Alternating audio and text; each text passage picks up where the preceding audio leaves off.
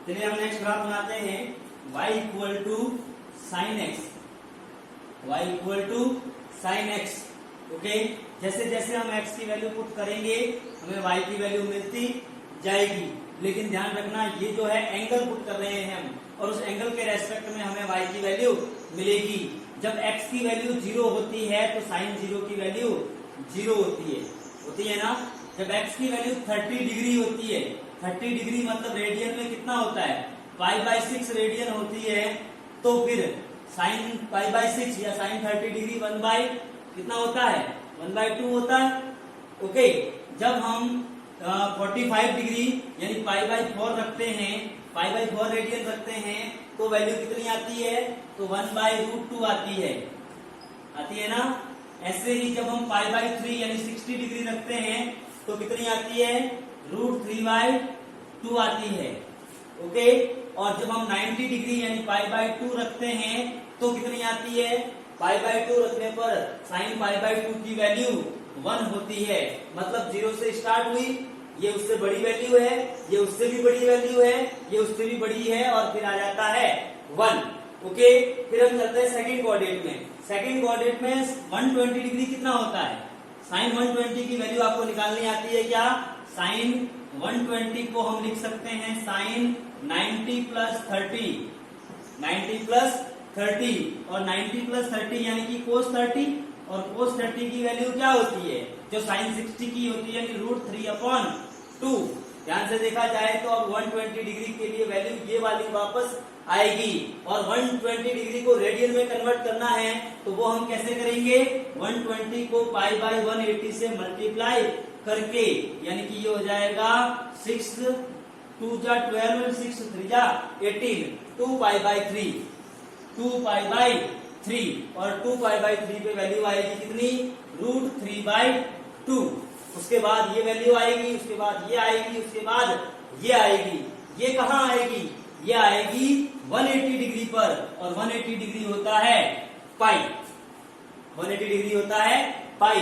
ये सारी की सारी वैल्यू जो है वो कौन से कोऑर्डिनेट में आई है, फर्स्ट कोऑर्डिनेट हो गया यहां तक π/2 तक, फिर ये हो गया सेकेंड कोऑर्डिनेट।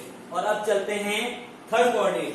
थर्ड कोऑर्डिनेट में हमको वैल्यू निकालनी है, सपोज साइन 180 हो गया है तो 210 निकालेंगे ना, 180 के बाद 210, यानी साइन 210 की वैल्यू क्या आएगी, साइन 210 की वैल्यू आएगी साइन π/6 यानी कि 30 डिग्री, π+π/6, पाई मतलब 180 प्लस π/6 मतलब 30, तो कितना हो जाएगा ये, साइन में थर्ड कोऑर्डिनेट में साइन नेगेटिव होता है और पाई पर चेंज नहीं होता है, यानी माइनस का साइन π/6 और माइनस का साइन π/6 यानी कि माइनस का 1/2 आएगा। क्या आएगा, 1/2 आएगा। थर्ड कोऑर्डिनेट में 210 जो कि पाई प्लस π/6, 6 प्लस पाई 7π/6, 7π/6 की वैल्यू आ रही है कितनी, -1/2। ओके, ऐसे ही ये वैल्यू सारी माइनस में आएगी, कब तक, 270 तक। और 270 कितना होता है, 270 होता है, अगर हम इस तरह से निकालें 270 π/80 तो क्या है, 3π/4 होता है क्या, ये कितना होगा 3 टाइम्स, ये होगा 2 टाइम्स, 3π/2 होता है। क्या होता है, 3π/2, राइट। तो 3π/2 की वैल्यू कितनी आएगी, -1। ये सेकंड कोऑर्डिनेट से हम थर्ड कोऑर्डिनेट में गए, और फिर 3π/2 पर वैल्यू आनी है कितनी, -1। ओके, और ये -1 आने के बाद नेगेटिव में वैल्यूज को वापस इस तरह से यहां से लेकर, ये 1 आ गया है तो ये -1 आ गया है, अब ये वैल्यूज वापस नेगेटिव में चलेगी, और 2π पर क्या हो जाएगी, 0 हो जाएगी। यानी एच ऑन अगर 2π पुट कर देंगे तो 2π पर वैल्यू 0 हो जाएगी।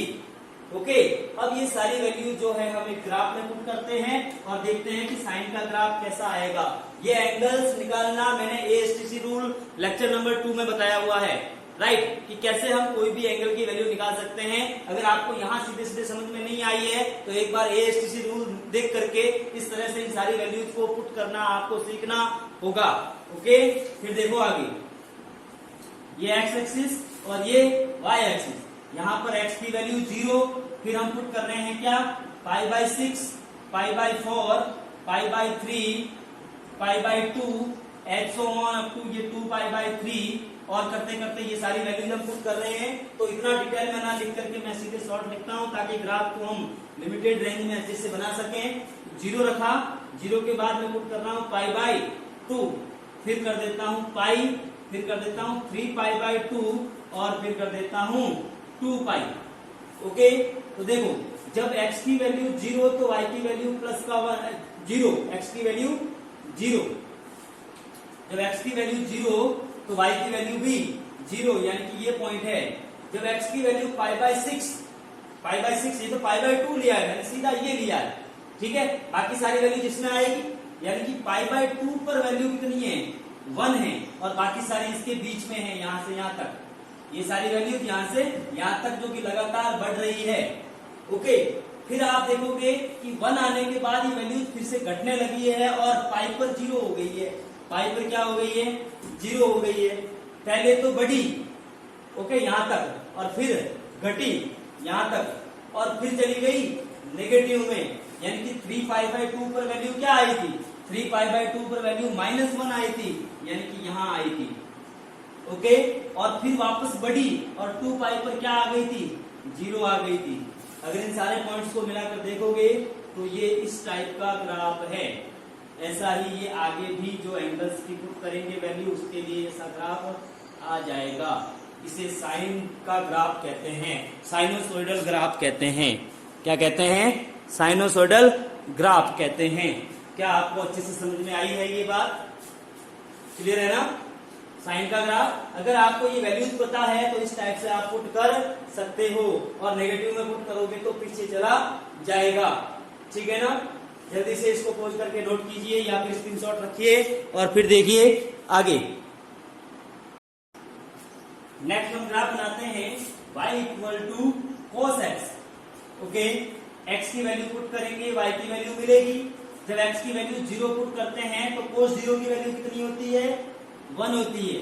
ओके, जब हम π/6 पुट करेंगे, π/4 पुट करेंगे, π/3 पुट करेंगे, π/2 पुट करेंगे, और फिर हम सीधे ही पाई पुट कर देंगे, और फिर हम 3π/2 पुट कर देंगे, और फिर हम 2π पुट कर देंगे, और देखते हैं क्या क्या वैल्यू हमें मिलती है। जब कोस में x = 0 पुट करते हैं तो 1, π/6 पुट करते हैं तो √3/2, सही है ना।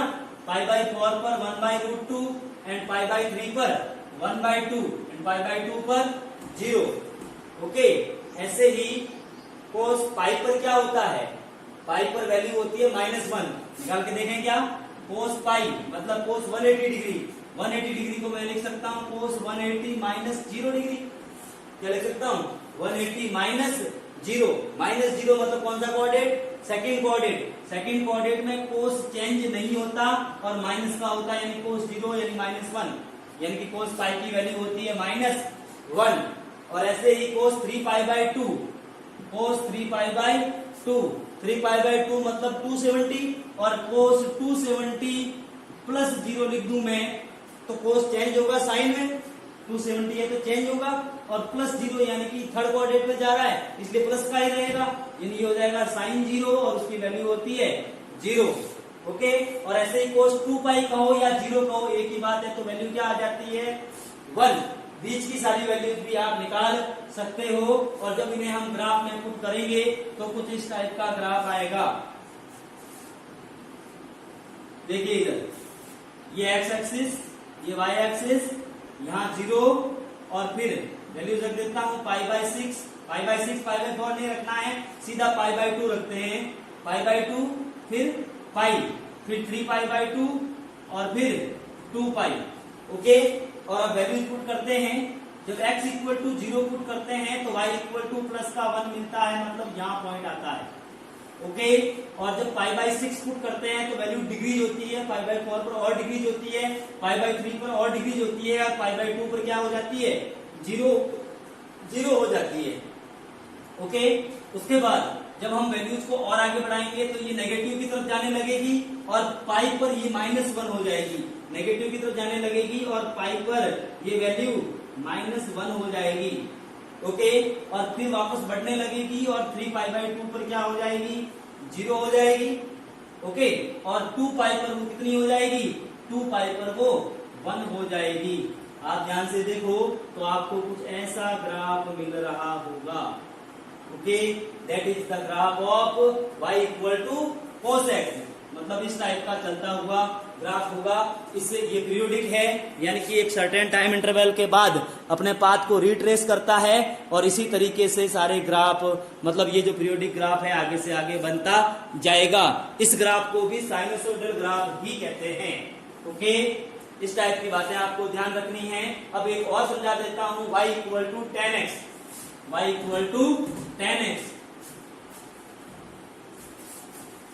आप नोट कर लिया करें, जैसे मैं बोर्ड से हटता हूं तो स्क्रीन पोज करके आप नोट कर सकते हैं, बेटर रहेगा।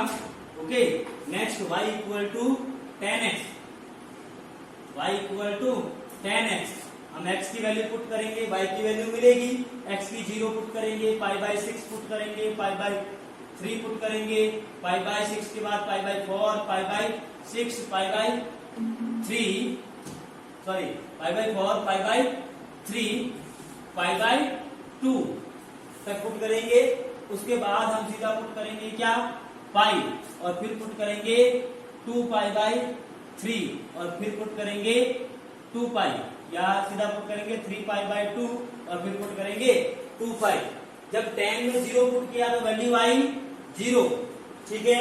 और 10 π/6 यानी 10 30 डिग्री होता है 1/√3, 45 पे होता है 1, और फिर π/3 पर क्या होता है √3, और π/2 पर होता है इनफाइनाइट। क्लियर है। उसके बाद 10 पाई पर देखो कैसे निकालेंगे, 10 पाई मतलब 10 180 डिग्री, जिसको मैं लिख सकता हूं 180 माइनस 0, 180 माइनस 0 मतलब सेकंड कोऑर्डिनेट। सेकंड में कौन कौन पॉजिटिव होता है, ओनली साइन और कोसेक पॉजिटिव होता है, तो 10 तो नेगेटिव होता है, यानी -10 0, और 10 0 की वैल्यू 0, यानी कि इसकी वैल्यू क्या होगी, 0 होगी। और 3π/2 पर क्या होगी, 10 3π/2, 3π/2 यानी कि 10 270 माइनस 0 या प्लस 0 कह दो, राइट। तो यहाँ पर 10 चेंज होता है किसमें, कोट में, और कोट 0, लेकिन वो भी कैसा, 10 थर्ड कोऑर्डिनेट में नहीं, तो 270 माइनस 0 थर्ड कोऑर्डिनेट में 10 पॉजिटिव होता है, यानी ये पॉजिटिव इनफाइनाइट होगा। कोट 0 मतलब पॉजिटिव इनफाइनाइट, सही है ना, या negative infinite. AST for 10, 270 minus 0, 270 minus 0 यानी कि प्लस 0 और कोड 0, सही है। सेकेंड थर्ड कोऑर्डिनेट में प्लस इनफाइनाइट, और फिर 2π पर वैल्यू वापस क्या हो जाएगी, 0 हो जाएगी, ठीक है ना। यानी ग्राफ ड्रॉ करेंगे तो किस टाइप से ग्राफ मिलेगा हमको, वो भी देखते हैं। देखिए इधर ये x एक्सिस और ये y एक्सिस। जब x की वैल्यू 0 तो y की वैल्यू भी 0। जब x की वैल्यू π/2, उसके बाद पाई, फिर 3π/2 और 2π। ओके, तो π/2 पर वैल्यू कितनी है, इनफाइनाइट है। π/2 पर एक मैं इस तरह से लाइन ड्रॉ करता हूं, और वहां ये वैल्यू कितनी है, इनफाइनाइट है। ओके, पाई पर 0 है, और 3π/2 पर आई थिंक माइनस इनफाइनाइट आनी चाहिए। 3π/2 पर वैल्यू क्या आनी चाहिए, माइनस इनफाइनाइट आनी चाहिए कि प्लस इनफाइनाइट आएगी। यस, ये π/2 है, राइट। 0 से π/2 तक 10 पॉजिटिव रहता है, इजंट इट। और π/2 से पाई तक सेकंड कोऑर्डिनेट में 10 कैसा रहता है, माइनस का रहता है। मतलब यहां से यहां तक π/2 से पाई तक की वैल्यू कैसी रहेगी, 10 की नेगेटिव रहेगी।